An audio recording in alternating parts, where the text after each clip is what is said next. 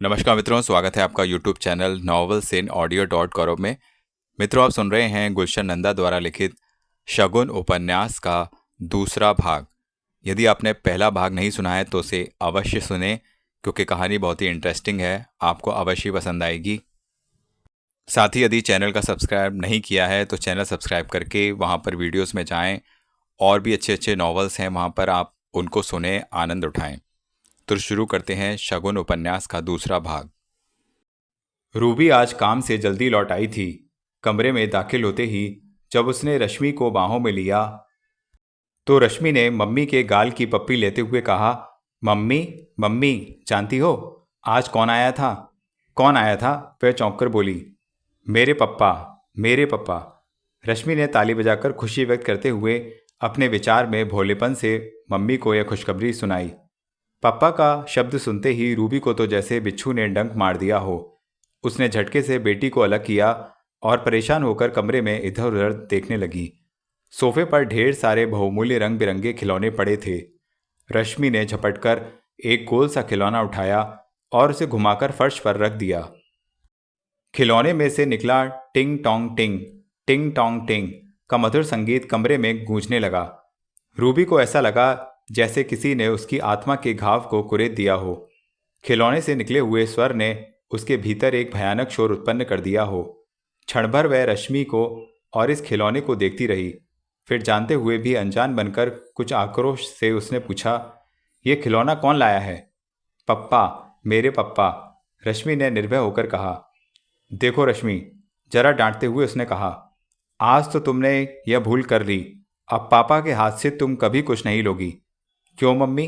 रश्मि ने भोलेपन से पूछा। बस कह दिया नहीं लोगी, बड़ों से बहस नहीं करते। उसका स्वर और कड़ा हो गया। मगर मम्मी, तुम पापा से बहस करती हो, उनसे क्यों झगड़ती हो? रश्मि, रूबी ने गुस्से से चिल्लाकर उसे डांट दिया। अच्छा बाबा, रश्मि मम्मी की डांट से सहमकर बोली, अब नहीं लूंगी पापा से कुछ, उनको प्यार भी नहीं करूंगी। उसकी मासूम आवाज़ भर्रा गई थी। तुमने दूध नहीं पिया? रूबी ने विषय बदल दिया। जानकी ने दिया ही नहीं, पीती कैसे? उसी समय कमरे में जानकी दाखिल हुई और रश्मि की बात सुनकर बोली, अच्छा, मम्मी से मेरी शिकायत कर रही है तू? रश्मि ने दांतों से जबान दबाई और अपने कमरे की ओर भाग गई। जानकी ने मुस्कुराकर चाय की ट्रे रूबी के सामने रखी और बोली, अभी तो पापा के साथ आइसक्रीम खाकर आई है, दूध कैसे पी लेती? मगर वह यहाँ क्यों आया था? आखिर रश्मि का बाप है मेम साहब, ना रह सका, बेटी से मिलने चला आया। नहीं जानकी, रश्मि को तुम्हें अब उससे दूर ही रखना होगा। लेकिन हम उसे दूर कैसे रख सकते हैं? हफ्ते में एक बार बेटी से मिलने का तो कानून से भी उसे अधिकार मिल गया है। हाँ, लेकिन तुम यह तो कर ही सकती हो कि जब भी वह मिलने आए, रश्मि के घर पर ना होने का बहाना कर दो, और अगर वह रश्मि को देख भी ले तो मिलवा दो। लेकिन स्वयं भी बच्ची के साथ रहो ताकि वह उसे बहका ना सके। हाँ, यह हो सकता है। जानती हो, उसने दूसरी शादी कर ली है। हाँ जानती हूँ। मैंने पत्नी के बारे में पूछा तो बोला खासी अच्छी है, लेकिन तुम्हारी मेम साहब जैसी नहीं। झूठ बकता है, रूबी गुस्से से बोली और अपने लिए चाय बनाने लगी। मेम साहब, एक बात कहूँ, अगर बुरा ना मानिए तो? जानकी ने थोड़ी देर के मौन को तोड़कर झिझकते हुए पूछा। क्या स्त्री का जीवन पुरुष के बिना अधूरा है? तुम कहना क्या चाहती हो? साहब को छोड़कर आपने बड़ी भूल की है। आज अचानक ही उससे तुम्हें हमदर्दी क्यों हो गई? कोई जादू तो नहीं कर गया तुम पर? मुझ बुढ़िया पर वह क्या जादू करेगा? मुझे उससे नहीं, आपसे हमदर्दी है। आपका पति था वह, कभी बहुत प्यार करता था आपको। इतनी जल्दी उसे दिल से निकाल देना आसान नहीं मेम साहब। कहते हुए जानकी पलटकर धीरे धीरे रसोई की ओर चली गई। रसोई घर का फासला बहुत कम था, लेकिन भीतर के किसी दुख के बोझ से जानकी के कदम जैसे मन मन भर के हो गए थे। मस्तिष्क के हर कोने में चिंगारियां सी भड़क उठी थीं। आखिर उसने बचपन से ही रूबी को अपनी बेटी के समान पाला था। जानकी की बात ने रूबी के मनोमस्तिष्क में भी एक आग सी लगा दी थी। चाय पीते हुए वह जानकी की बातों पर विचार करने लगी। उसे लगा यह जग देखी अनुभवी औरत सच ही कह रही है। वास्तव में अजय की याद का अब तक वह झंझोड़कर दिल से ना निकाल सकी थी। उसके साथ नोकझोंक, लड़ाई झगड़े की घटना अभी तक मस्तिष्क में बाकी थी, और अजय के शरीर का स्पर्श आज भी सपनों में आकर उसके शरीर में एक झुरझुरी सी छोड़ जाता था। सहसा अजय की नई शादी के विचार से उसके शरीर में कपकपी सी उत्पन्न कर दी। उसकी याद की मीठी पीड़ा रूबी के दिल में शूल की चुभन बन गई। वह व्यक्ति जो कल तक उसके इशारों पर नाचता था, सुख दुख में उसका सम्मान का साथी था, आज पराया हो चुका था। किसी और की सेज गरमाता था, किसी और को जुल्फों का बंदी बन चुका था। वह विचार आते ही वह ढाह की आग में जलने तड़पने लगी। गुस्से से उसके हाथ पांव फूलने लग गए और अनायास मुंह से एक दबी हुई चीख निकल गई।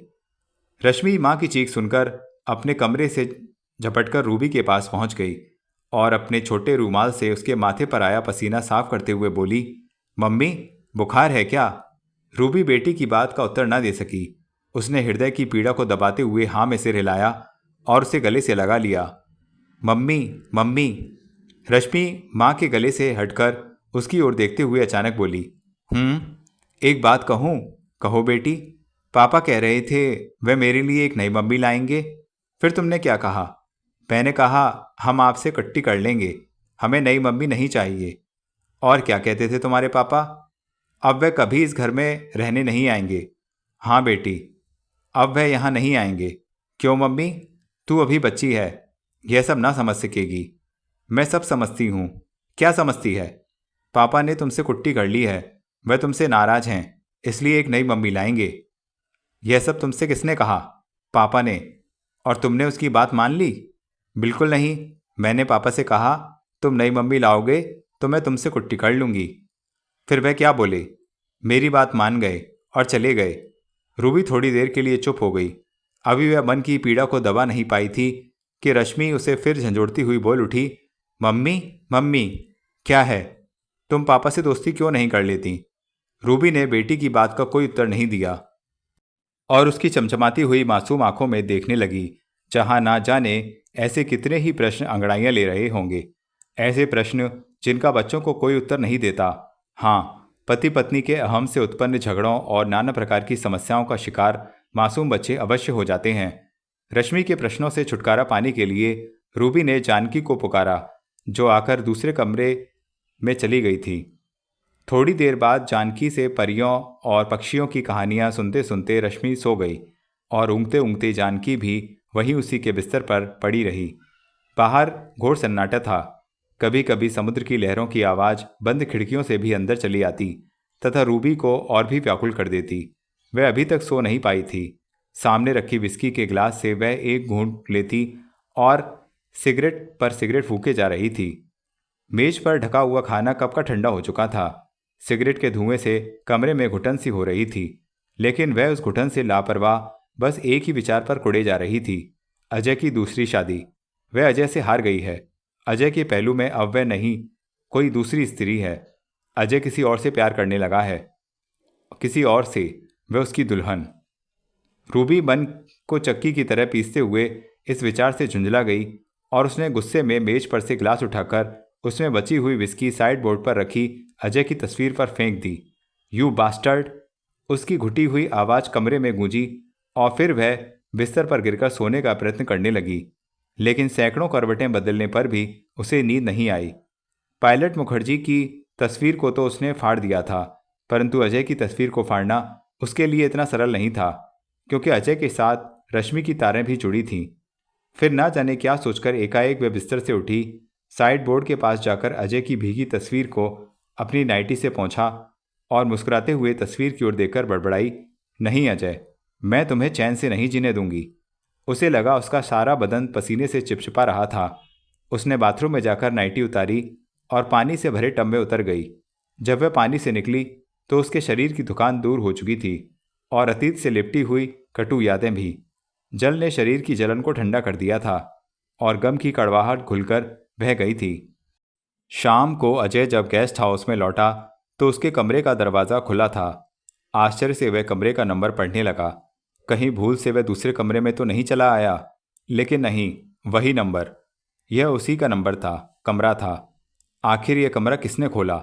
यह सोचते हुए वह अंदर दाखिल हुआ और ठिठक कर दरवाजे के पास ही रुक गया।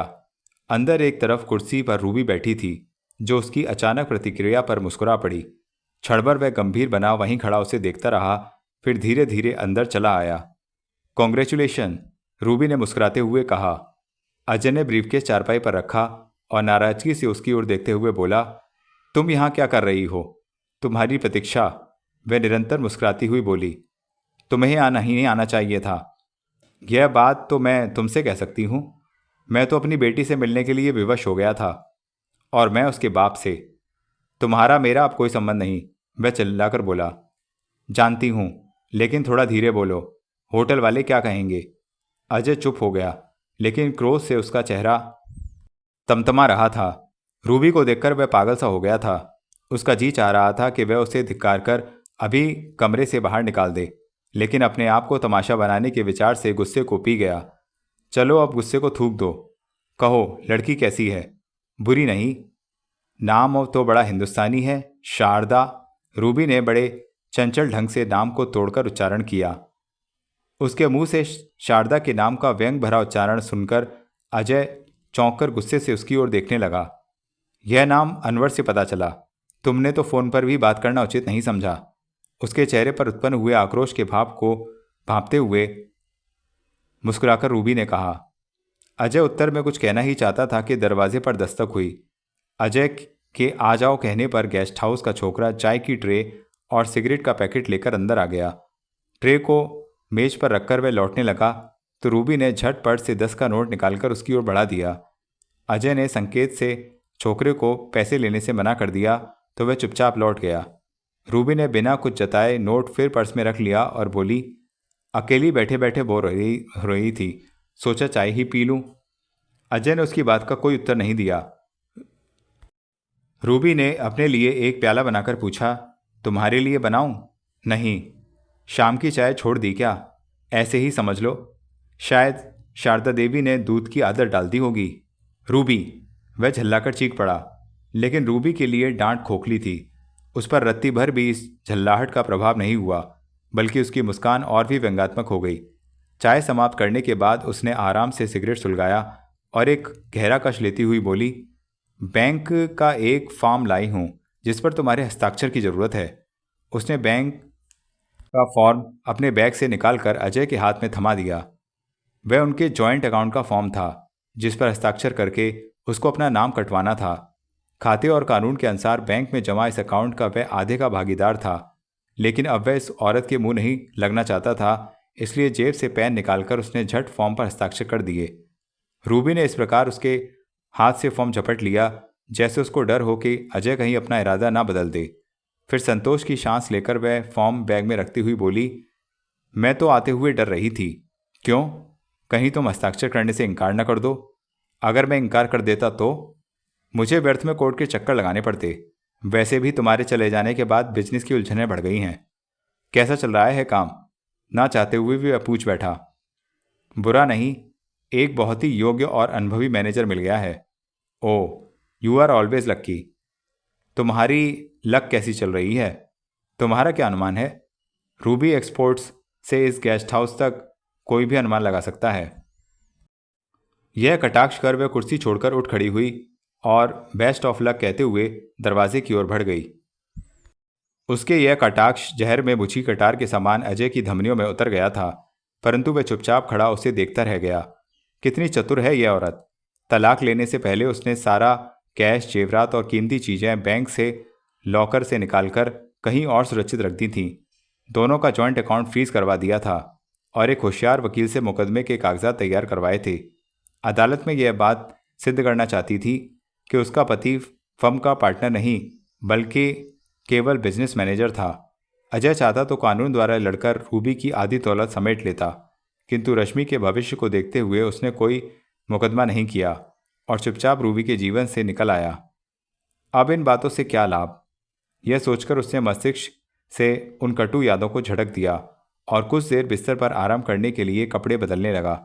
अचानक ही उसकी दृष्टि बिस्तर के कोने में रखे एक पैकेट पर पड़ी जो शायद रूबी छोड़ गई थी। उसने झट वह पैकेट उठाकर देखा। मोटे अक्षरों में लिखा था, to Sharda with love from Ruby. Ruby की इस हरकत पर वह क्रोध से लाल हो उठा और पैकेट लिए वह झट बाहर निकला। बालकनी से नीचे झांककर देखा तो रूबी की गाड़ी जा चुकी थी। वह झुंझलाता हुआ कमरे में लौट आया। पहले पैकेट को उलटता पुलटता रहा, फिर खोलकर देखने लगा। अंदर गुलाबी कागज में लिपटी मखमल की एक डिबिया थी। उसने झिझकते हुए डिबिया खोल डाली। अंदर हीरे का एक सुंदर जगमगाता हुआ पेडेंट था, रूबी, और उसकी शादी का उपहार। अजीब मजाक था। रूबी की इस हरकत पर वह तिलमिलाकर रह गया। क्यों यार, बीवी के लिए लाए हो? अनवर की आवाज़ ने उसे चौंका दिया और पेंडेंट उसके हाथ से फिसलकर फर्श पर गिर पड़ा। अनवर ने झुककर उसे उठाया और पारखी दृष्टि से देखता हुआ बोला, बहुत खूबसूरत है। कितने का खरीदा? खरीदा नहीं यार, रूबी दे गई है, मेरी पत्नी के लिए उपहार। अजय ने ओठों पर कटु मुस्कुराहट लाते हुए कहा। तो क्या रूबी यहाँ आई थी? अनवर ने आश्चर्य से पूछा। तुमने मेरा ठिकाना जो बता दिया था उसे। मैंने? क्या बात करते हो? मुझे तो उससे मिले हुए लगभग 2 बरस हो गए होंगे। लेकिन वह तो... ओ, तो झूठ बोल रही थी वह। क्यों, क्या कहा था उसने? यही कि मेरी पत्नी का नाम और मेरा ठिकाना तुमने उसे बताया है। काफ़ी चालू चीज है तुम्हारी बीवी। मेरा मतलब है रूबी। तुम मेरा एक काम करो अनवर। क्या? ये पेडेंट उसे लौटा दो। वह मुझे बिना बताए यहाँ छोड़ गई है। तो लौटाने की क्या ज़रूरत है? अरे, जो आता है आने दो। अनवर, वह चिल्लाकर चीख उठा। तो बिगड़ते क्यों हो भाई? नहीं रखना चाहते हो तो जाकर खुद ही लौटा देना। मुलाकात का बहाना मिल जा गया है उससे मिलकर। ओह, बिगड़ो मत, खैर जाने दो। फिल्म देखने चलते हो? मूड नहीं है। तो चलो तुम्हारा मूड बना दें। कहते हुए अनवर ने जेब में से विस्की का एक अद्दा निकालकर मेज पर रख दिया और नौकर को आवाज़ देकर सोडा व बर्फ लाने के लिए कह दिया। थोड़ी देर बाद अनवर का साथ देते हुए अजय रूबी के साथ मुलाकात की इस कटुता को शराब में घोलकर पी रहा था। एक पैक दोनों ने चुपचाप पिया। फिर दूसरा पैक बनाते हुए अनवर ने पूछा, कुछ काम बना तुम्हारा? पुरानी कंपनी में गया था। श्रीवास्तव ने वचन तो दिया है। क्या? किसी जॉब में मुझे कंपनी में वापस ले लेंगे। लेकिन दोस्त, अब तुमसे वह काम नहीं हो सकेगा। क्यों? जब जवान को गोश्त का जायका लग जाता है तब घास फूस में मज़ा नहीं रहता। फिर क्या करूं? जिंदगी को जुए पर लगा दो। कुछ देर के लिए ज़मीर को सुला दो। यह बम्बई है मेरी जान। किस्मत बदलते देर नहीं लगती। मैं इतना खुशकिस्मत नहीं हूँ दोस्त। अरे, किस्मत बनती नहीं, बनाई जाती है। तो बताओ ना कैसे बनाऊं? बताता हूँ। एक रास्ता है मेरी नज़र में। एक अरब है, करोड़पति पार्टी है, अपना पुराना ग्राहक है। उसके साथ दुबई चले जाओ, तकदीर खुल जाएगी। इस नेक सलाह के लिए शुक्रिया, अजय ने मुंह बनाकर कहा। क्यों, पसंद नहीं आई यह बात? तुम्हारी सलाह तो अच्छी है, मगर मुझे अभी कहीं नहीं जाना है। यही बम्बई में ही रहना है। मगर अब तुम्हारा बम्बई से क्या वास्ता? रूबी से तो कोई ताल्लुक रहा नहीं। नई बीवी है, जहाँ भी जा बसोगे बम्बई बन जाएगा। नहीं अनवर, तुम भूल रहे हो। मेरी एक बेटी भी है और उसे छोड़कर मैं नहीं जा सकता। कहते हुए अजय ने एक ठंडी आह खींची और उठकर गुसलखाने में चला गया। दोस्त के मनोभावों का ध्यान कर अनवर भी कुछ दुखी सा हो गया। उसने विस्की की बोतल पर नजर डाली। कोई 2-4 घूंट ही शराब बाकी बची होगी। अनवर ने बोतल अजय के खाली गिलास में उड़ेल दी और अपने गिलास का आखिरी घूंट पीकर चुपचाप उठकर कमरे से बाहर निकल गया। अजय का पत्र मिलते ही शारदा खुशी से नाच उठी। शादी के बाद उसके प्रीतम का यह पहला प्रेम पत्र था। अजय को बंबई गए लगभग 2 महीने बीत चुके थे। इस बीच शारदा ने तो कई पत्र लिखे, परंतु उत्तर उसे आज ही मिला, इसलिए उसका उल्लास स्वाभाविक था। जब तक पत्र नहीं आया था उसका मन बहुत बेचैन रहता था। हजारों शंकाएं मन को घेरे रहती। अजय के बिना उसका अपना जीवन रिक्त और निरर्थक लग रहा था। इस पत्र ने उसकी सारी शंकाएं दूर कर दी। अजय के बंबई जाने के बाद से उसका चेहरा कुछ कुम्हला सा गया था। इस पत्र से ताजे फूल के समान खिल उठा। पति के पत्र के हर शब्द, हर वाक्य ने उसके विश्वास को दृढ़ किया, उसमें नए प्राण दिए। दोपहरी ही से वह अपने कमरे में बंद होकर बैठ गई थी और ना जाने कितनी बार यह प्रेम पत्र उसने पढ़ डाला था। उसका एक एक शब्द शायद उसे याद हो गया होगा। दोपहर से सांझ हो गई, लेकिन उसे समय का एहसास ही नहीं हुआ। अनगिनत बार पढ़ने के बाद उसने एक बार फिर पत्र पढ़ना आरंभ किया ही था कि अचानक बुआ की आवाज़ पर वह ठिठक गई और पत्र लपेटकर लिफाफे में डालकर पर्स में रख लिया। बुआ बरामदे में खड़ी उसे पुकार रही थी। शारदा झट कमरे से बाहर निकल आई। अरे शारदा, अशोक आया है, बुआ ने उसे देखते ही कहा। कहाँ है भैया? शारदा ने उत्सुकता से पूछा। ड्राइंग रूम में आओ, तुम्हें पूछ रहा था। शारदा बुआ के साथ ही ड्राइंग रूम में आई। सामने बैठे अशोक को देखते हुए वह खुशी से बोली, अरे आप कब आए? आधा घंटा तो हो ही गया होगा। अशोक ने कलाई पर घड़ी देखते कर कहा। तो मुझे खबर क्यों नहीं की? वह अशोक के पास ही सोफे पर बैठ गई। जरा आंटी जी से गपशप चल रही थी। अशोक ने मिसेस खन्ना की ओर संकेत करके कहा, लो अब तुम लोग बातें करो, मैं चाय बनाकर लाती हूँ। यह कहकर मिसेस खन्ना बाहर जाने के लिए पलटी ही थी कि अशोक ने रोककर कहा, नहीं आंटी, चाय तो मैं पीकर आया हूँ, केवल एक गिलास पानी मिल जाए। पानी क्यों? शारदा मुस्कुराकर बोली, आज इन्हें इनका फेवरेट ड्रिंक अनार का रस पिला दो। अशोक अब इनकार न कर सका और मिसेस खन्ना अनार का रस बनाने किचन की ओर चली गई। शारदा ने अशोक की ओर देखकर कहा, दिसंबर के दिन हों और शाम की गुलाबी धूप हो तब अनार का रस बड़ा ही अच्छा लगता है। आंटी कह रही थी अजय का पत्र आया है? अशोक ने विषय बदलते हुए पूछा। हाँ, शारदा ने खुश होकर कहा। क्या लिखा है? उन्हें पुरानी कंपनी में नौकरी मिल गई है, अब वे एक मकान की खोज में हैं। और क्या लिखा है? जब तक बंबई में रहने का प्रबंध ना हो जाए मुझे बैंक की नौकरी करते रहने की सलाह दी है। मगर तुमने तो त्यागपत्र दे दिया है। नहीं, अभी तो पीएल पर हूँ, लेकिन बंबई में मकान मिलना इतना सरल नहीं। तो उन्हीं के साथ गेस्ट हाउस में टिकी रहूँगी। अब मुझसे बैंक की नौकरी ना हो सकेगी भैया। या यह कहो अब अजय के बिना रहना मुश्किल हो गया है। अशोक की बात सुनकर शारदा कुछ लजा गई। संकोच से उसकी पलकें झुक गई। तभी मिसेस खन्ना ट्रे में अनार के रस के 2 ग्लास लिए अंदर आई। अशोक की बात उन्होंने सुन ली थी, इसलिए बोली, तुम ठीक कहते हो अशोक, शादी हो जाने के बाद पति के बिना 2 पल काटना भी कठिन हो जाता है। शारदा ने उठकर उनके ट्रे से ले ली। एक गिलास अशोक को देकर दूसरा स्वयं ले लिया। लेकिन बुआ जी, आप तो महीनों रह लेती हैं अंकल के बिना। शारदा ने कटाक्ष किया। अरे अब हमारी उम्र साथ रहने की थोड़ी ही है, मिसेस खन्ना झेमकर बोली।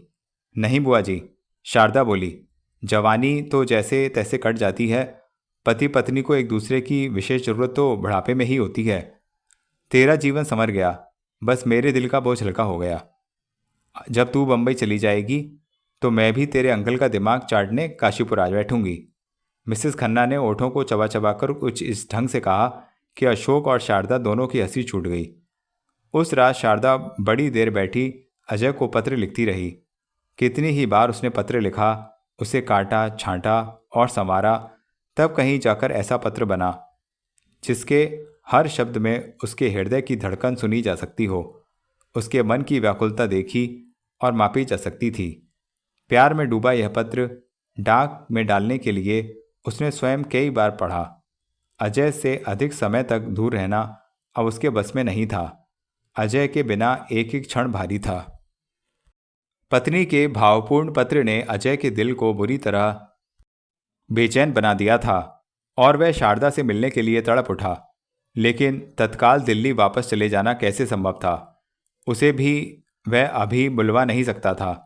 निसंदेह श्रीवास्तव साहब ने डायरेक्टर से सिफारिश करके उसे पुरानी फर्म में एक अस्थायी जगह दिलवा दी थी, लेकिन जब तक नौकरी पक्की ना हो जाए क्या भरोसा।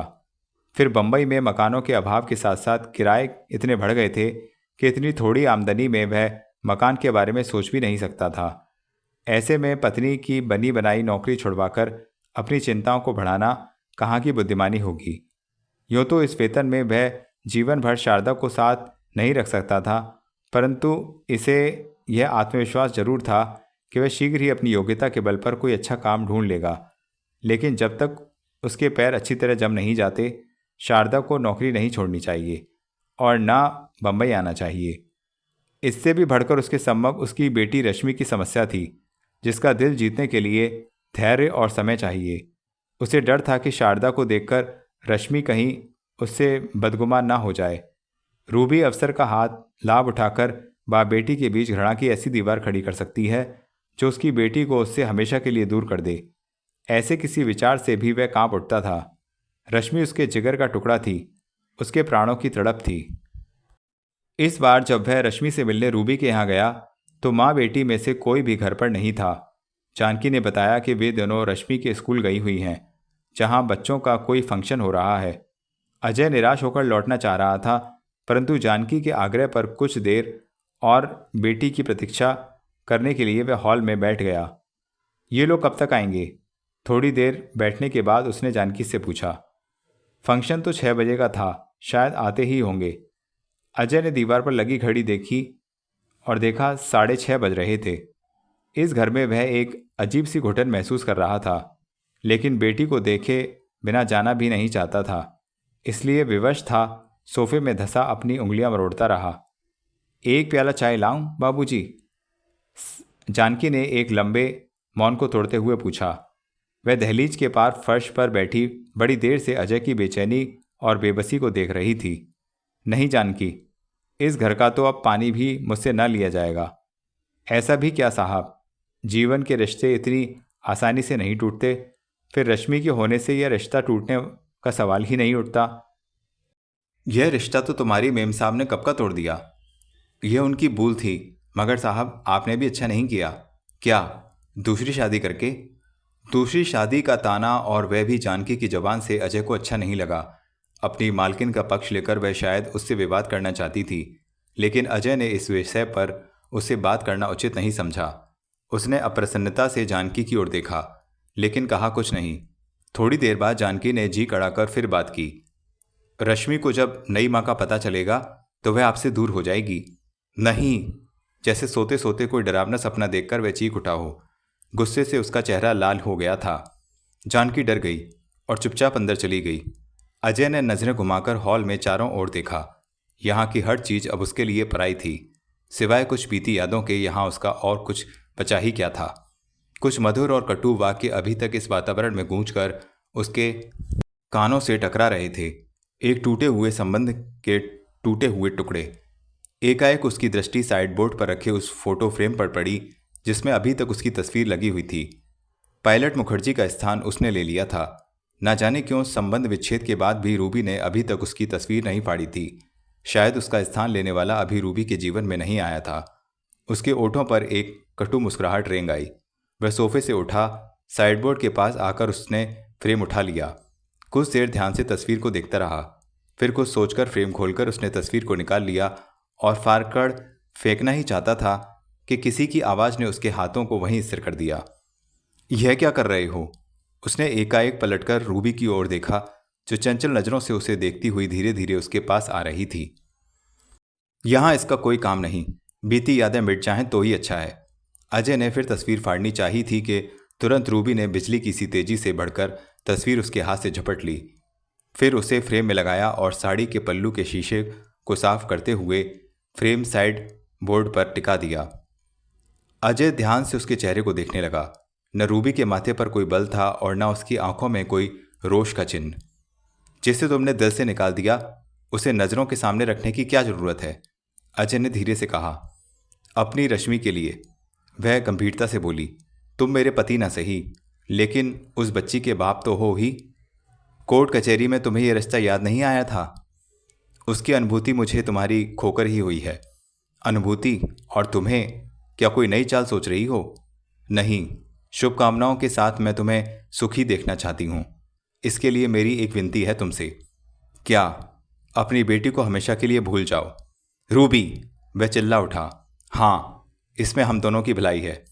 तुम उससे दूर रहोगे तो धीरे धीरे तुम्हारी तड़प कम हो जाएगी, वरना यह तड़प तुम्हें कहीं का नहीं रखेगी और तुम जीवन में कुछ नहीं कर पाओगे। मेरे दर्द और मेरी तड़प की तुम चिंता मत करो। रश्मि कहाँ है? स्कूल से अपनी सहेलियों के साथ चली गई है, देर से लौटेगी, रूबी ने रुखाई से कहा। लेकिन वह तो जानती थी कि आज मैं आने वाला हूं। जानती थी, लेकिन हमजोली बच्चों के साथ हंसने खेलने चली गई। ओह, अजय के चेहरे से निराशा झलकने लगी। चाहो तो उसकी प्रतीक्षा कर सकते हो, 8-9 बजे तक तो आ ही जाएगी। नहीं, अगले शनिवार को ही मिल लूंगा। यह कहकर अजय बोझिल कदमों से बाहर निकल आया। अभी वह फाटक के पास पहुंचा ही था कि एक टैक्सी आकर रुकी। अजय ने देखा, पिछली सीट पर रश्मि बैठी हुई थी, किसी अधेड़ उम्र की ईसाई महिला के साथ। टैक्सी रुकते ही रश्मि ने पापा को देख लिया और वहीं से पापा पापा चिल्लाती हुई टैक्सी से उतरकर पापा की बाहों में चली आई। अजय ने स्नेह से उसे लिपटा लिया और पागलों की तरह उसका मुंह चूमने लगा। रश्मि ने अपने नन्हे हाथों से उसके गालों को छुआ और रूठे हुए ढंग से बोली, पापा मुझसे मिले बिना ही जा रहे थे। क्या करता? तुम्हारी मम्मी ने बताया था तुम रात को देर से लौटोगी। नहीं, मम्मी ने तो मुझे जबरदस्ती शीतल के साथ उसके घर भिजवा दिया था। वह जल्दी से बोली। क्यों मैरी? उसने तुरंत मुड़कर टैक्सी में बैठी महिला से अपने बयान की पुष्टि चाही। हाँ साहब, मेरी ने उत्तर दिया। यह बेचारी तो बड़ी देर से बेचैन हो रही थी। मुझे घर जाना है, मुझे पापा से मिलना है। अच्छा मैरी, अब तुम जाओ, कहते हुए वह अजय का हाथ पकड़कर उसे खींचती हुई अंदर की ओर चल दी। रूबी हॉल ही में खिड़की के पास खड़ी बाप बेटी की बातें सुन रही थी। हॉल में आते ही रश्मि ने शिकायत भरे स्वर में मम्मी से कहा, क्यों मम्मी, पापा चले जा रहे थे, तुमने उन्हें रोका नहीं? रुकने को कहा तो था, लेकिन ये रुके ही नहीं। रूबी के स्वर में खिसखिसाहट आ गई थी। तो लो, मैंने रोक लिया, रश्मि ने हंसते हुए कहा और अजय को सोफे पर बिठाते हुए बोली, पापा क्या लोगे, चाय या कॉफ़ी? नहीं बेटी, हम कुछ नहीं लेंगे, अजय ने उसे खींचकर अपने पास बैठाते हुए कहा। लेकिन कुछ नहीं तो यहाँ नहीं मिलता पापा, उसने कुछ नहीं पर बल देकर कहा। फिर कुछ रुककर बोली, ओह मैं समझ गई। क्या? शाम हो गई ना, आप विस्की पिएंगे? रश्मि, रूबी ने चिल्लाकर डांटा, तुम्हारी जबान बहुत चलने लगी है। तो लो, मैं चुप हो गई, उसने जल्दी से कहा। फिर धीरे से चापलूसी से बोली, मम्मी पापा के लिए एक गिलास बना दो ना, प्लीज़ मम्मी। रूबी ने क्रोध से उसे घूरा और डांटना चाहा, लेकिन उसके बनावटी ढंग से भयभीत होने पर मुस्कुरा पड़ी और बोली, अच्छा तुम अपने कमरे में जाकर कपड़े बदलो, मैं ध्यान रखती हूँ तुम्हारे पापा का। मम्मी की बात सुनकर रश्मि खुशी से उछल पड़ी और उसे चंचल नजरों से देखती हुई अंदर की ओर भाग गई। रूबी ने पलटकर अजय की ओर देखा, जो बेटी की चंचलता भरी प्यारी बातों पर मुस्कुरा रहा था, लेकिन रूबी से दृष्टि मिलते ही उसकी मुस्कुराहट गंभीरता में बदल गई। रूबी थोड़ी देर उसके चेहरे पर नजरें टिकाए कुछ सोचती रही और फिर पलटकर पास ही की दीवार में पड़ी जड़ी वार का पट खोलकर विस्की की बोतल निकालने लगी। रहने दो, मैं शराब नहीं पीऊंगा, उसने बोतल निकालते देखकर अजय झट कह उठा। एक पैग ले लो, नहीं तो बेटी तुम्हारी बुरा मान जाएगी, रूबी ने मुस्कुराते हुए कहा और बोतल में शराब उड़ेलने लगी। अजय ने उसे फिर मना किया। रूबी के ना मानने पर वह चिल्लाकर उठा, उसके हाथ से बोतल और गिलास झपटकर गिलास वाली शराब बोतल में उड़ेल दी और बोतल बार में रखकर बार का पट बंद कर दिया। यह क्यों? रूबी ने कुछ अप्रसन्नता से पूछा। कहा ना मुझे शराब नहीं पीनी, कहते हुए वह फिर सोफे पर आ बैठा। शारदा को पसंद नहीं क्या? शारदा के नाम पर उसके व्यंग और परिहास को अनुभव कर अजय बन्ना उठा। उसका अकारण ही हर बात पर व्यंग से शारदा का नाम लेना अजय को बहुत बुरा लग रहा था और वह रूबी को डांटना चाहता था, लेकिन उसी समय रश्मि अंदर आ गई, इसलिए वह चुप रह गया। रश्मि ने आते ही पुकारा, पापा। अजय खुशी से उसे देखने लगा। वह सिल्क का वही पंजाबी सूट पहनकर आई थी जो अजय ने पिछले जन्मदिन पर उसे उपहार में दिया था। रश्मि ने इस रेशमी सूट में जहां अजय के मन में खुशियों के अनार छोड़ दिए थे, वहीं रूबी के दिल में शायद निराशा का अंधकार भर दिया था। रश्मि के आ जाने पर घड़ी देखते हुए रूबी ने उसे 15 मिनट बाद खाने और फिर सो जाने का आदेश दिया और बिना अजय की ओर देखे ही उन दोनों को छोड़कर अपने कमरे में चली गई। अजय को लगा जैसे वह किसी जेल का बंदी हो और वार्डन ने उसे बेटी से भेंट के लिए केवल 15 मिनट का समय दिया हो। इस विचार से उसके ओठों पर हल्की सी मुस्कुराहट आ गई। वह उठा और रश्मि को साथ लेकर बाहर लॉन में जा बैठा। वह 15 मिनट वह दुनिया की हर चिंता, हर दुख को भूलकर अपनी बेटी के साथ गुजारना चाहता था, बिल्कुल उसके तल पर बच्चा सा बनकर। थोड़ी ही देर में उसने रश्मि को ढेर सारी दिलचस्प बातें और कहानियां सुना दी। उसकी संगत में वह अपने आप को भी भूल गया था। तभी अचानक रश्मि ने अपने भोलेपन में एक प्रश्न पूछकर उसे झंझोड़कर फिर वहीं ला खड़ा किया। पापा, क्या यह सच है कि आपने मम्मी को छोड़ दिया है?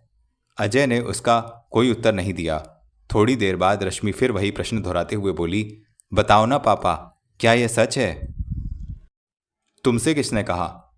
उत्तर देने की बजाय अजय ने उसी से पूछा। जानकी ने। और क्या कहा उसने? कह रही थी तुम्हारे पापा और मम्मी का डाइवोर्स हो गया है। अजय उसकी बात सुनकर चौंक पड़ा और आश्चर्य से उसे देखने लगा। उसने अनुभव किया कि अबोध बच्ची के मन में जाने कितने ऐसे प्रश्न मचल रहे होंगे। पापा, डाइवोर्स क्या होता है? पहले प्रश्न का उत्तर ना पाकर रश्मि ने अपने नन्हे मन की शंका को दूर करने के लिए एक और प्रश्न कर दिया था। कुछ नहीं बेटी, तुम बच्ची हो, अभी नहीं समझोगी? नहीं पापा, तुम समझाओगे ना, मैं समझ जाऊंगी। तुम अब यहाँ घर में क्यों नहीं रहते? मैंने मैंने वह कुछ कहते कहते रुक गया।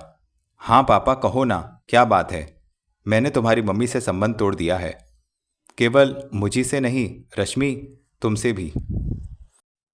उनके पीछे से एक तीखी आवाज उभरी और वे दोनों चौंक पड़े। दोनों ने एक साथ पलटकर देखा तो रूबी लॉन के अंधेरे कोने से निकलकर उनकी ओर बढ़ रही थी। न जाने कब से वहां खड़ी वह बाप बेटे की बातें सुन रही थी। माथे पर तेवर चढ़ाए वह उनके पास आई और गुस्से से बोली, अब इनका हमसे कोई रिश्ता नहीं। मम्मी। रश्मि सिसक उठी। रूबी ने रश्मि के रोने की कोई परवाह नहीं की और जोर से जानकी को पुकार कर बच्ची को अंदर ले जाने के लिए कहा। रश्मि उसके क्रोध को देखकर सहम गई और सिसकियों को दबाने का प्रयत्न करती हुई बेबस नजरों से पापा को देखती हुई जानकी के साथ अंदर चली गई। रूबी और अजय कुछ क्षणों तक एक दूसरे को देखते रहे। फिर अजय ने उसके चेहरे से नजरें हटाकर धीरे से कहा, आई एम सॉरी। तुम्हें बच्ची से यह सब कुछ नहीं कहना चाहिए था, रूबी ने शिकायत भरे स्वर में कहा। तो तुम ही समझा देती उसे डाइवोर्स का मतलब। वह तो मैं अब समझा दूंगी, लेकिन अगर वह जान गई कि तुमने दूसरी शादी कर ली है तो जानते हो उसकी प्रतिक्रिया क्या होगी? क्या होगी? वह तुमसे घृणा करने लगेगी। नहीं, तुम निश्चिंत रहो, ऐसा नहीं होगा, अजय ने बड़े विश्वास से कहा और जाने के लिए बढ़ा। लेकिन फिर कुछ सोचकर एकाएक रुक गया और जेब से रूबी वाला पैकेट निकालकर उसे लौटाते हुए बोला, यह शायद भूल से तुम मेरे यहाँ छोड़ आई थी। यह मेरी ओर से शादी के लिए उपहार के रूप में स्वीकार करो। उसने पैकेट फिर उसी की ओर बढ़ा दिया। जी नहीं, मैं यह पसंद नहीं करता कि तुम मेरी पत्नी से किसी प्रकार का संबंध रखो, अजय ने बड़ी रुखाई से कहा और एक झटके से पलटकर तेज कदम उठाता हुआ फाटक की ओर बढ़ गया। रूबी गुस्से में भरी तिलमिलाती उसे घूरती रही और जब वह फाटक से निकलकर नजरों से ओझल हो गया तो दांत किचकिचाकर पेडेंट के पैकेट को मुट्ठी में भींचती हुई गुस्से से फुंकारी, मैं पसंद नहीं करता कि तुम मेरी पत्नी से कोई संबंध रखो। यह कहकर कंधे चढ़कर वह अंदर चली गई। उस रात सोने के लिए रूबी को ढेर सारी शराब पीनी पड़ी। जैसे ही अजय अपने ठिकाने पर पहुंचा, रिसेप्शन पर खड़े मैनेजर ने उसके हाथ में एक पर्चा दिया और बोला, आपके लिए एक मैसेज है। अजय ने वहीं खड़े खड़े पर्चा पढ़ा। यह अशोक का संदेश था। उसने लिखा था कि वह 1 घंटा तक बैठा उसकी राह देखता रहा। चूंकि उसे आज ही दिल्ली लौटना है, इसलिए वह अधिक प्रतीक्षा नहीं कर सकता। अजय सोच में पड़ गया। अशोक का आज ही बंबई आना और आज ही दिल्ली लौट जाना, आखिर ऐसा क्या जरूरी काम हो सकता है? उसने पर्चे में और कुछ लिखा भी नहीं था। इसी सोच में डूबे हुए उसने मैनेजर से पूछा, कितनी देर हो गई उसे गए हुए? यही कोई आधा घंटा। अजय ने पर्चे को दोबारा पढ़ा, घड़ी देखी। फ्लाइट जाने में अभी 1 घंटे का समय था। अशोक से मिलने के लिए वह व्याकुल हो उठा और उन्हीं कदमों गेस्ट हाउस का जीना उतर गया। टैक्सी छोड़कर अजय तेजी से एयरपोर्ट में दाखिल हुआ। दिल्ली का फ्लाइट का बोर्ड पढ़कर उसे संतोष हुआ। फ्लाइट 1 घंटा लेट थी। जब अपने दोस्त से जरूर मिल लेगा। हॉल में बैठे हुए यात्रियों को ध्यान से देखते हुए वह एयरपोर्ट के रेस्टोरेंट में चला गया। वहां नजरें दौड़ाते हुए उसकी दृष्टि कोने वाली मेज पर बैठे अशोक पर पड़ गई और उसने वहीं से चिल्लाकर पुकारा, हाय अशोक। कॉफी पीते हुए अशोक ने चौंक कर गर्दन उठाई और उसकी आंखें खुशी से चमकने लगीं। अजय जल्दी ही कुर्सियों मेजों से टकराता हुआ अशोक तक जा पहुंचा। इससे पहले कि अशोक उठकर उसका स्वागत करता, वह कुर्सी खींचकर उसके सामने बैठ गया। अगर फ्लाइट लेट ना होती तो हमारी मुलाकात नहीं हो पाती, उसके बैठते ही अशोक ने कहा। फ्लाइट को तो लेट होना ही था। तुम बंबई आए और मुझसे मिले बिना चले जाते, यह भी तो संभव नहीं था। भूल मेरी थी, आते समय तुम्हें सूचना ना दे सका। मगर ऐसा भी क्या कि आज आए और आज ही चल दिए? आज कहाँ, मुझे आए हुए तो 4 दिन हो गए। क्या? अजय आश्चर्य से आंखें फाड़कर उसे देखने लगा तो अशोक हंसकर बोला, आश्चर्य की कोई बात नहीं, मैं मुंबई में नहीं था, पूना गया हुआ था। पूना किस लिए? वही लिम्ब सेंटर गया था जहां मेरी तुम्हारी भेंट हुई थी। कुशल तो है? घुटने का घाव थोड़ा तकलीफ देने लग गया था, चेक कराने गया था। अब घाव कैसा है? 4-6 इंजेक्शन लिए घाव भर गया। खैर छोड़ो, अपनी सुनाओ, कैसी चल रही है? पूछते हुए अशोक ने बैरे को कॉफ़ी लाने का ऑर्डर दिया और प्रश्न सूचक नज़रों से अजय को देखने लगा। इस कंपनी में तो पॉलिटिक्स बढ़ गई थी। अच्छा चांस मिलना जरा मुश्किल है। शारदा के बारे में क्या सोचा है? अशोक ने विषय बदलते हुए पूछा। उसे लिख दिया था, जब तक यहाँ मकान नहीं मिलता वह नौकरी ना छोड़े। लेकिन वह तो नौकरी छोड़ना चाहती है। क्यों? शादी के बाद तुम्हारे बिना उसका मन नहीं लगता। लेकिन मेरी मजबूरी का एहसास तो उसे होना चाहिए। भला बिना मकान के यहाँ उसे कैसे बुला लूँ, कहाँ रखूँगा? यह मजबूरी उसे मालूम है, लेकिन उसने फैसला कर लिया है। क्या वह तुम्हारे साथ गेस्ट हाउस में ही रह लेगी? Oh no, it is impossible. Ajay जल्दी से घबराकर बोला। तुम्हें उसको समझाना चाहिए। तुम तो यहाँ की पोजीशन जानते ही हो। जानता हूँ, लेकिन यह फैसला उसने होश में नहीं जोश में आकर किया है। मगर तुम तो होश में हो। हाँ, इसलिए तो कर चुका हूँ। क्या? अजय की उत्सुकता बढ़ गई। तुम्हारे लिए मकान का प्रबंध, धीरे से कहते हुए अशोक मुस्कुराया और जेब से एक पर्चा निकालकर उसने अजय के हाथ में थमा दिया, जिस पर किसी मकान का पता लिखा था। मकान तो छोटा है, अजय पर्चे को पढ़कर बोला। 1 बेडरूम हॉल, लेकिन एरिया बहुत अच्छा है, जुहू बीच। किराया क्या है? 300 रुपये महीना। बस 300 रुपये? अजय ने आश्चर्य से दोहराया, जैसे उसे विश्वास न आ रहा हो। हाँ, लेकिन केवल 1 बरस के लिए। 1 बरस के लिए? ऐसा क्यों? वास्तव में यह मकान मेरे एक रिश्तेदार का है, जो 1 साल के लिए अमेरिका जा रहे हैं। वे मकान को खाली नहीं छोड़ना चाहते और ना ही किसी पराये अनजान आदमी को देना चाहते हैं। मेरे ऊपर भरोसा कर लेंगे वे? तुम्हारे ऊपर नहीं, मेरे ऊपर। मेरे चचेरे भाई हैं, डॉक्टर कपूर। बैरा 2 कॉफ़ी लेकर आ गया। अशोक ने प्याला अजय की ओर बढ़ा दिया और दूसरा स्वयं ओठों से लगा लिया। कब तक मिलेगा यह मकान? कॉफ़ी पीते हुए अजय ने पूछा। महीना भर तो लग जाएगा। तो एक काम करो। क्या? शारदा को किसी तरह मना लो कि 2 महीने बाद आए। 2 महीने बाद क्यों? मकान तो 1 महीने के अंदर ही तुम्हें मिल जाएगा। मकान के अलावा एक और समस्या है, जिसके कारण मैं शारदा को अभी यहाँ नहीं बुलाना चाहता। कौन सी समस्या? रश्मि की। यदि उसे पता चल गया कि मैंने दूसरी शादी कर ली है तो वह मुझसे घृणा करने लगेगी। लेकिन एक ना एक दिन तो सच्चाई उस पर खोलनी ही पड़ेगी। हाँ, लेकिन वास्तविकता का संतोषजनक ढंग से सामना करने के लिए उसे तैयार करना पड़ेगा, और उसके लिए समय तो चाहिए ही। नहीं अजय, यह तुम अच्छा नहीं कर रहे हो। कहीं ऐसा ना हो कि आज को संवारने के लिए तुम आने वाले कल को बिगाड़ बैठो। क्या मतलब? मतलब यह है कि रश्मि और शारदा नदी के 2 अलग अलग पार्ट हैं, जिनके बीच का फासला तुम किसी प्रकार नहीं पाट सकते। इनमें से एक कर्तव्य है और दूसरी भावना, जिनका आपस में टकराव अनिवार्य है। तुम इस टकराव को नहीं रोक सकते। अजय अशोक की घुमावदार और गहरी बात का उत्तर सोचने लगा, लेकिन उससे पहले कि अशोक से कुछ कहता, दिल्ली जाने वाली फ्लाइट की घोषणा हो गई। अशोक ने कॉफ़ी का बिल चुकाया और अपना बैग उठाकर अजय के साथ रेस्टोरेंट से बाहर निकल गया। अजय चुपचाप उसके साथ चलता हुआ उसकी बात पर विचार करता रहा। अंदर जाने से पहले अशोक ने अजय को डॉक्टर कपूर से जल्दी मिल लेने की ताकीद दी और कहा, शारदा के लिए कोई संदेश? कल पत्र लिखूंगा उसे। अजय ने झिझकते हुए कहा। ठीक है। अशोक मुस्कुराया, लेकिन उत्तर आशाजनक होना चाहिए, निराशापूर्ण नहीं। जो आज्ञा। अजय भी मुस्कुरा पड़ा। और यह भी याद रखना कि नदी के 2 किनारे कभी आपस में नहीं मिल सकते। कहते हुए अशोक ने उसकी ओर हाथ बढ़ाया। अजय ने बड़े तपाक से हाथ मिलाया और शुभ कामनाओं के साथ दोस्त को विदा किया। जब तक अशोक रनवे की ओर बढ़ नहीं गया, वह उसे देखता रहा, फिर बोझिल कदमों से बाहर की ओर चल पड़ा। अशोक से मिलकर उसका मस्तिष्क भी कुछ बोझिल हो गया था।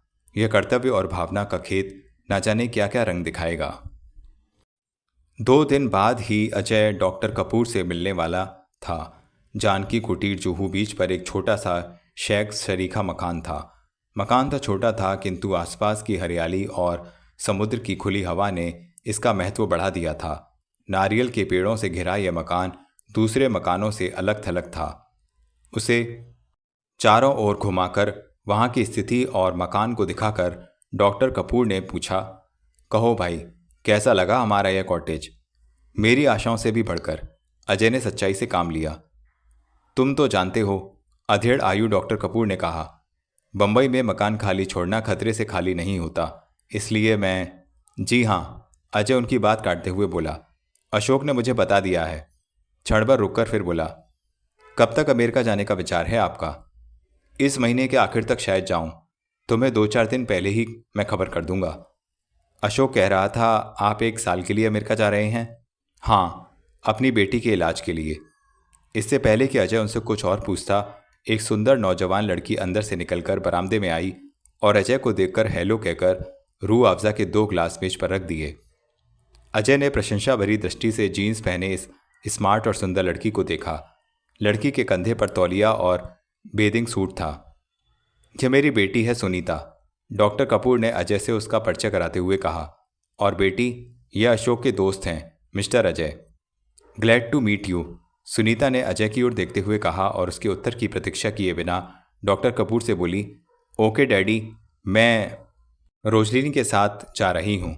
यह कहकर उसने डैडी के गाल का चुम्बन लिया और अजय को बाय बाय कहकर जाने के लिए मुड़ी ही थी कि डॉक्टर कपूर ने उसे रोकते हुए कहा, देखो बेटी, गहरे पानी में मत जाना।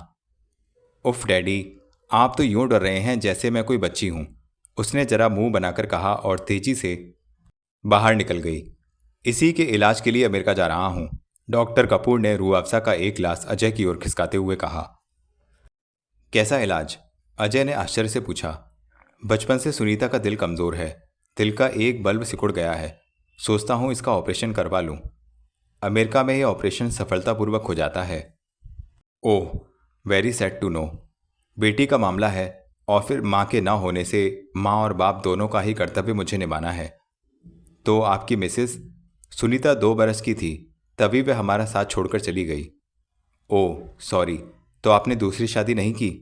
नहीं, सुनीता के कारण। सौतेली माँ कितनी ही अच्छी क्यों ना हो, अपनी औलाद हो जाने पर पराई हो जाती है। जी नहीं, मैं नहीं मानता, अनायास ही अजय के मुंह से निकल गया। उसके स्वर के तीखेपन को अनुभव कर डॉक्टर कपूर ने ध्यान से उसे देखा और मुस्कुराकर कहा, हाँ कोई ज़रूरी नहीं, लेकिन रिस्क लेने का साहस मुझे नहीं हुआ। अजय ने इस विषय को विस्तार देना उचित नहीं समझा और शरबत के बड़े बड़े घूंट लेकर उठ खड़ा हुआ। डॉक्टर कपूर का भी डिस्पेंसरी जाने का समय हो गया था। वे बाहर तक अजय को छोड़ने आए और उसे विश्वास दिलाया कि जाने से कुछ दिन पहले उसे सूचना दे देंगे। अजय उनका धन्यवाद कर चल दिया। आज अजय की छुट्टी थी, सारा दिन उसे घूम फिर कर बिताना था, इसलिए वहाँ से वह सीधे सन एंड सैंड होटल में चला गया। लॉन में बिछी एक कुर्सी पर बैठकर उसने बैरा को कोना कॉफ़ी का ऑर्डर दे दिया। डॉक्टर कपूर की बातों ने उसके मस्तिष्क को झंझोड़ दिया था। सौतेली माँ कितनी ही अच्छी क्यों ना हो, अपनी औलाद होने के बाद पराई हो जाती है। यह वाक्य बार बार याद आकर उसके मस्तिष्क पर जैसे हथौड़े बरसा रहा था। वह रश्मि और शारदा के बारे में सोचने लगा। सोचते सोचते उसका सिर भारी हो गया और फटने सा लगा। बैरा कॉफ़ी ले आया। कॉफ़ी के छोटे छोटे घूंट, समुद्र की ताज़ी हवा और रंगीन वातावरण ने शीघ्र ही अपना प्रभाव किया और कुछ ही देर बाद वह हल्का अनुभव करने लगा। अचानक उसकी निगाह होटल के स्विमिंग पूल की ओर उठ गई। उसने देखा वही डॉक्टर की बेटी सुनीता और उसकी सहेली पानी में कुलेलें कर रही थीं। आपस में छेड़खानी करती हुई वे मछलियों के समान उछल तैर रही थीं। उनके खनकते ठहाकों की आवाज़ें उसके कानों तक पहुंच रही थीं। अजय सोचने लगा, सुनीता की इस खुशी को देखकर कोई अनुमान भी नहीं लगा सकता कि यह लड़की दिल की रोगिन है। पिता के स्नेह ने उसे कितनी प्रेरणा और कितना बड़ा साहस दिया है कि भविष्य की चिंता से निश्चिंत, खुशी से भरपूर जी रही है। उसने सोचा, अगर डॉक्टर कपूर दूसरी शादी कर लेते तो क्या तब भी सुनीता का जीवन इसी प्रकार हंसी खुशी का पालन होता? शायद नहीं, उसके मन ने कहा और उसे रश्मि का ध्यान आ गया। क्या शारदा उसकी बेटी से उसके जीवन की खुशियां छीन लेगी? नहीं नहीं, रश्मि और सुनीता की तुलना नहीं की जा सकती। सुनीता की माँ मर चुकी है जबकि रूबी अभी जिंदा है। रश्मि को अपनी माँ होते हुए शारदा उस पर विषाद की परछाइयाँ नहीं डाल सकती। इस विचार से वह संतुष्ट हो गया और कल्पना में उसे लगा कि स्विमिंग पूल में सुनीता नहीं बल्कि रश्मि, जवान रश्मि पानी में किलोले कर रही थी, तैर रही थी, हंस रही थी, उसकी बेटी रश्मि। अचानक बैरे ने बिल उसके सामने रखकर उसकी तंद्रा तोड़ दी। अजय ने उसे एक और कॉफ़ी लाने का ऑर्डर दे दिया। बैरे के हटते ही वह स्विमिंग पूल की ओर देखने लगा, लेकिन यह देखकर उसे निराशा हुई कि अब वहाँ कोई नहीं था। सुनीता अपनी सहेली के साथ ना जाने कब वहाँ से चली गई थी। उसी सप्ताह शनिवार की शाम को अजय अपनी बेटी से मिलने गया। इस बार उसने रश्मि के लिए एक इम्पोर्टेड स्विमिंग सूट खरीदा था, जिसे देने के लिए वह अपने साथ ले गया था। पैकेट को हाथों में छिपाए वह फाटक से अंदर आया और बरामदे में से हॉल के अंदर झांकने लगा। रूबी फूलदानों में नए फूल सजा रही थी। अचानक उसकी दृष्टि दरवाजे की ओर उठ गई। अजय को देखकर क्षणभर के लिए वह ठिठकी, फिर बिना कुछ कहे उसने अजय को भीतर आने का संकेत किया। अजय जब हॉल में आया तब रूबी हाथ में फूल लिए मेज पर रखे बड़े फूलदान के पास खड़ी थी। उसका चेहरा गंभीर था। अजय ने एक तेज नज़र उस पर डाली और निगाहें घुमाकर हॉल का परीक्षण करने लगा। मेज पर रखे फूलदान, वॉर में रखी शराब की बोतलें और चमकते ट्रे में रखे गिलास देखकर उसने अनुमान लगाया कि आज रूबी के यहाँ किसी विशेष पार्टी का आयोजन है। आओ बैठो, रूबी ने रूखे स्वर में कहा और फूलदान में फूल सजाने लगी। लगता है कोई फंक्शन है आज। मैंने आकर डिस्टर्ब तो नहीं किया? नहीं, यूं ही एक छोटी सी पार्टी है। मेहमानों के आने में अभी देर है। लेकिन तुमने कैसे जाना?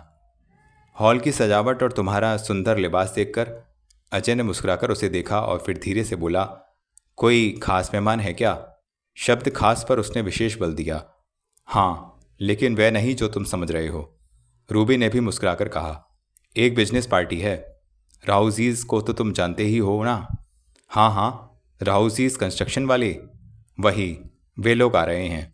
मैंने अपने बंगले का सौदा कर दिया है 20 लाख में। 20 लाख? अजय कहते हुए अजय की जुबान लड़खड़ा गई। हाँ, और साथ में टॉप फ्लोर भी।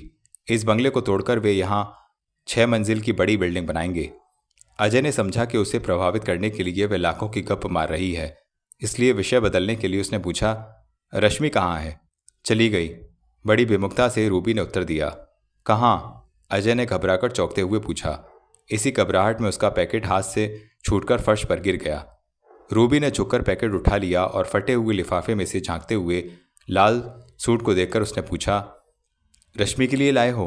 हाँ, मामूली सा स्विमिंग सूट है, अजय ने नम्रता से कहा। बिना उसकी आज्ञा के ही रूबी ने लिफाफा फाड़ डाला और ध्यान से सूट को देखने लगी। मामूली तो नहीं, इम्पोर्टेड लगता है। खैर, पहुंचा दूंगी। कहाँ? रश्मि है कहाँ? अजय ने व्याकुलता से पूछा। बंबई से दूर चली गई है। क्यों? उसे पंचगनी में दाखिला मिल गया है। लेकिन तुमने मुझसे पूछा भी नहीं। हर बात में तुमसे सलाह लेने के लिए मैं विवश नहीं हूं। लेकिन वह मेरी बेटी है। अजय को गुस्सा आ गया। जीवन की यह एक सुंदर घटना जरूर है, लेकिन कुछ कहते कहते रूबी रुक गई। लेकिन क्या? इस घटना को भूल ही जाओ तो अच्छा रहेगा। मेरे लिए नहीं तो अपनी रश्मि के लिए ही सही। नहीं, मैं उसे नहीं भूल सकता, वह बौखलाकर बोला। तो मैं क्या कर सकती हूँ? तुम्हारे पागलपन के लिए मैं अपनी बेटी का जीवन तो बर्बाद नहीं कर सकती। तुम उसकी माँ हो ना। अदालत में तुम्हें बच्ची के संरक्षण का अधिकार जो दिया है, इसलिए तुम कठोर बन गई हो। तुम एक बाप के दिल की तड़प नहीं समझ सकोगी। वह तो मैं उसी दिन समझ गई थी जब तुमने उसे भुलाकर दूसरी शादी कर ली। रूबी ने व्यंग भरा कटाक्ष किया और वह सूट उसे लौटा दिया। अजय चुपचाप उसे देखता रह गया। उसके पास कोई उपाय नहीं था। अदालत ने रूबी को रश्मि का संरक्षक घोषित किया था और वह अमीर भी थी, इसलिए उसके व्यंग भरे कटाक्ष सहने के लिए वह विवश था। बेटी के प्यार ने उसे निर्बल बना दिया था। यहाँ आकर हमेशा उसे अपमान सहना पड़ता। सिर नीचा किए निराश मन से लौट जाने के लिए वह पलटा ही था कि रूबी ने पुकार कर उसे रोक लिया। सुनो। अजय वहीं रुककर किसी नए नश्तर की प्रतीक्षा करने लगा। उसने मुड़कर रूबी की ओर देखा नहीं। मैंने वहां स्कूल के रिकॉर्ड में तुम्हारा नाम भी लिखवा दिया है। अगर कभी समय हो और इच्छा हो तो बेटी से वहीं मिलाना। ना जाने क्यों रूबी का स्वर इतना तीक्ष्ण नहीं था, उसमें कुछ कोमलता आ गई थी। अजय ने पलटकर उसकी आंखों में देखा और फिर तेजी से बाहर निकल गया। रूबी थोड़ी देर उसे जाते देखती रही, फिर साइड बोर्ड पर रखी चीज़ों को सेट करने लगी। उसी समय जानकी आइस बकेट लिए हॉल में आई और बकेट को गिलासों के साथ रखते हुए मालकिन से बोली, मेम साहब, अजय बाबू आए थे क्या? हाँ, अपनी बेटी से मिलने। फिर क्या बोले? मैंने बता दिया, वह पंचगनी चली गई है। इस पर वह तड़प उठा। बाप जो ठहरा, जानकी ने उदास स्वर में धीरे से कहा और चुपचाप नैपकिन से गिलास साफ करने लगी। रूबी कुछ देर उसे घूरती रही, फिर बोली, जानकी, बेटी का प्यार माँ के लिए अधिक होता है या पिता के लिए? पिता के लिए, जानकी ने बेझिझक कहा। क्यों? माँ अपनी बेटी के लिए ममता का स्रोत जरूर है, लेकिन उसका सहारा नहीं। सहारे का विश्वास उसे पिता की गोद में ही मिलता है। पिता की छाया में ही वह अपने आप को हर विपत्ति से सुरक्षित समझती है। अगर ये सच है जानकी, तब भी जीत मेरी ही है। कैसे? जब तक रश्मि अजय की तड़प बनी रहेगी, वह सुख की नींद नहीं सो सकेगा। लेकिन मैं तो समझती हूँ मेम साहब, इसमें आपकी हार है, इसे जीत नहीं कह सकते। रूबी ने जानकी को कड़ी नज़रों से देखा, लेकिन जानकी उसकी उपेक्षा करती हुए बोली, मेम साहब, मेरी बात मानो। अजय बाबू को तड़पाना छोड़ दो, वे कैसे भी हों दिल के बुरे नहीं हैं। यह कहकर मालकिन की प्रतिक्रिया की प्रतीक्षा किए बिना जानकी रसोई घर की ओर चली गई। रूबी मूर्तिवत स्थिर खड़ी की खड़ी रह गई। जाने कितनी देर तक वह यूं ही गुमसुम इस स्थिति में खड़ी रही कि अचानक बाहर कार रुकने की आवाज़ सुनकर वह चौंक पड़ी। शायद राहू जी और उनके साथी आ गए थे। उसने रसोई घर से जानकी को पुकारकर मेहमानों को हॉल में बिठाने का निर्देश दिया और जल्दी से अपने कमरे में चली गई। ड्रेसिंग टेबल के सामने खड़े होकर रूबी ने अपने कपड़ों की सिलवटें दूर की, बालों को कंघी से संवारा, चेहरे पर मेकअप ठीक किया और बदन पर परफ्यूम छिड़का। कमरे में एक विभोर कर देने वाली सुगंध फैल गई, लेकिन वह उसके बुझे दिल में खिलन ना पैदा कर सकी। तभी जानकी ने भीतर आकर कहा, वे लोग आ गए मेम साहब। कौन कौन हैं? राहू जी, उनके दोस्त वकील और वकील साहब की पत्नी। जाकर कह दो मैं आती हूँ, रूबी ने लापरवाही से कहा और पलटकर आईने में अपनी छवि निहारने लगी। अपने आप में खोकर थोड़ी देर के लिए वह जानकी के नश्तर के समान वाक्यों की चुभन को भूल गई। रूबी अब भी जवान थी, पुरुषों को अपने भावों से लुभाने की कला में निपुण। उसके विचार में जो सुंदरियां पुरुषों को अपने रंग रूप, बहुमूल्य वस्त्रों के पहनावे और जेवरात पहनकर रिझाने का प्रयत्न करती हैं, वे पुरुषों की प्रकृति से बिल्कुल अनजान हैं। नारी का वास्तविक रूप सज्जा उसके सौंदर्य का आकर्षण नहीं, अपितु उसकी अदाएं हैं, जिनसे वह एक समय में सैकड़ों के दिल जीत सकती है।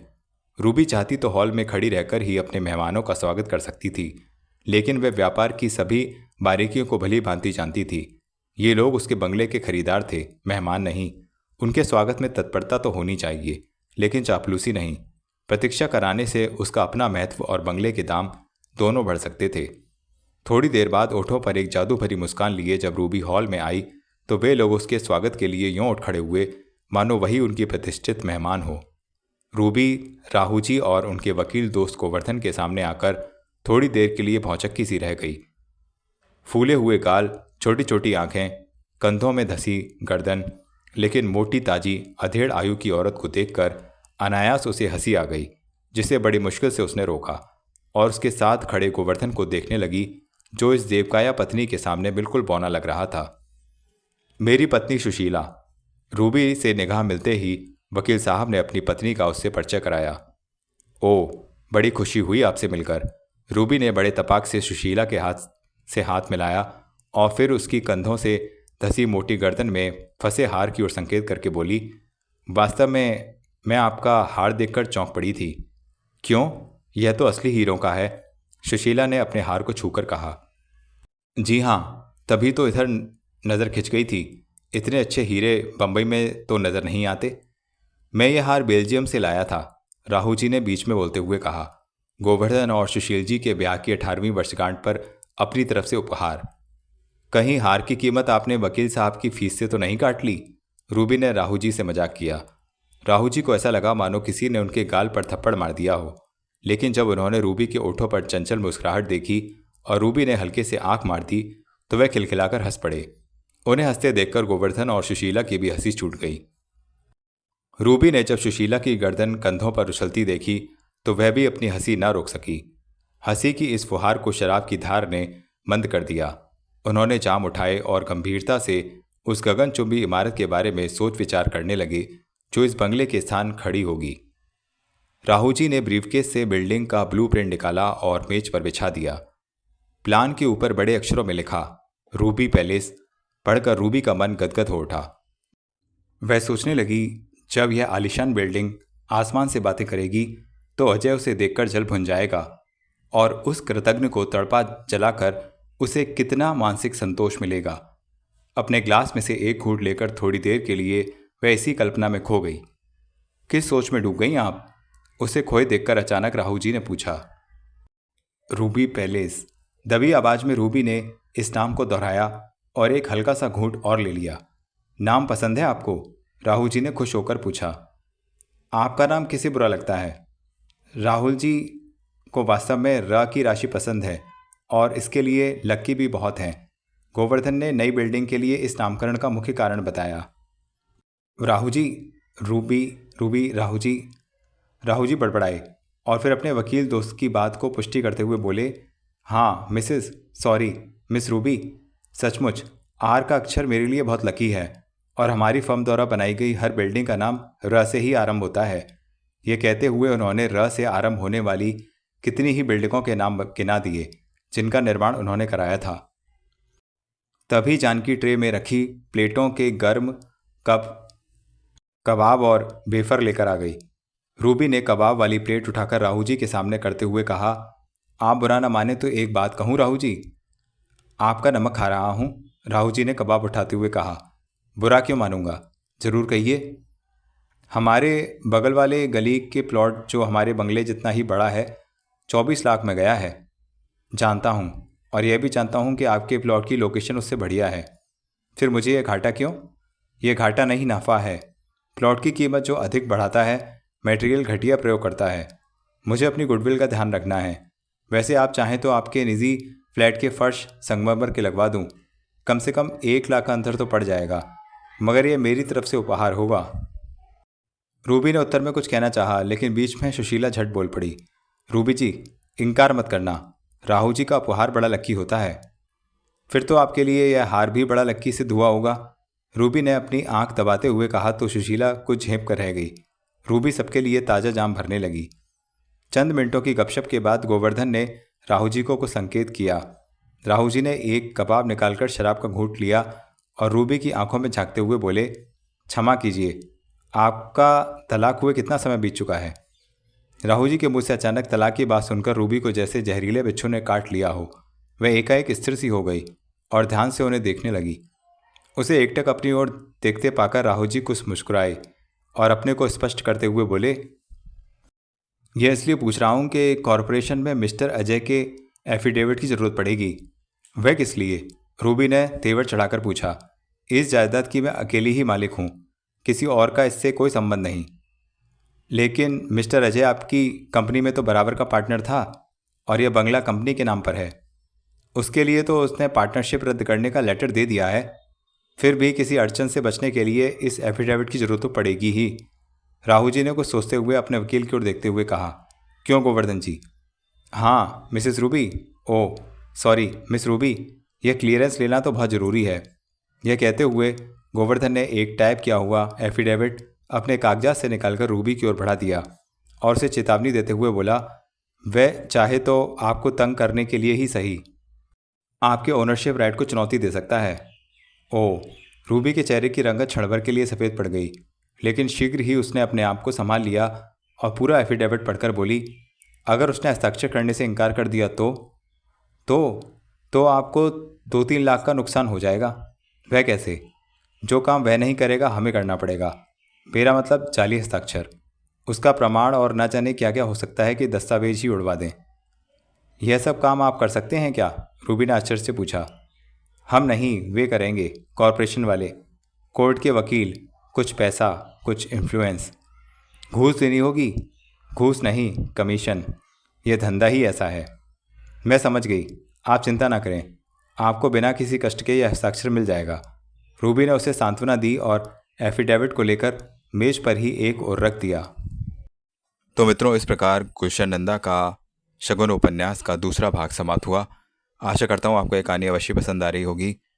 तो यदि आपने चैनल सब्सक्राइब नहीं किया है तो चैनल सब्सक्राइब अवश्य कर लीजिए और लाइक ज़रूर कीजिए वीडियो को, और कमेंट में हमें अवश्य बताएं कि आपको कहानी कैसी लग रही है, और इस वीडियो को शेयर करें अपने फ्रेंड्स रिलेटिव्स को ज़्यादा से ज़्यादा। धन्यवाद।